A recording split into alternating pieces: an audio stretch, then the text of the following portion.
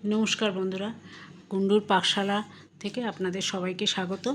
আজ আমি ছেলের আবদারে বানিয়ে ফেললাম ধনেপাতার পকোড়া এবং পাট পাতার পকোড়া।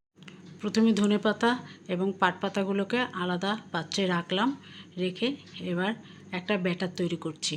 ব্যাটারটার মধ্যে আমি প্রথমে 2 চামচ চালের গুঁড়ো এবং 2 চামচ বেসন দিয়ে পরিমাণ মতো লবণ এবং হলুদ, সামান্য হলুদ দিয়ে অল্প অল্প জল দিয়ে ঘন ব্যাটার তৈরি করে নিলাম।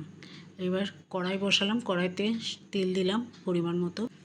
এবার ব্যাটারে 4-5টা পাটপাতা নিয়ে ব্যাটারে চুবিয়ে তেলে ছেড়ে দিলাম। এই একই প্রসেসে আবারও 4-5টা পাটপাতা নিয়ে তেলে ছেড়ে দিলাম। তারপর আস্তে আস্তে কড়াইতে নাড়তে থাকলাম। এটাকে এবার ততক্ষণ ভাজতে থাকলাম যতক্ষণ একটু লাল লাল না হচ্ছে। এবার লাল লাল হলো, এবার আমি তুলে নিলাম। নিয়ে এবার একই প্রসেসে এবার ধনেপাতার ছড়াটাকে নিয়ে আবার ওই ব্যাটারের মধ্যে চুবিয়ে কড়াইতে ছেড়ে দিলাম। তারপর আবার আরেকটাও ধনেপাতার ছড়া ওরমভাবে একই প্রসেসে নিয়ে কড়াইতে ছেড়ে দিলাম।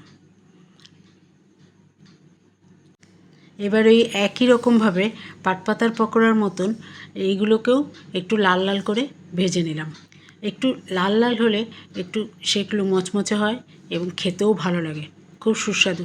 আপনারা একটু করে দেখতে পারেন, দেখলে ভালোই লাগবে। ধন্যবাদ।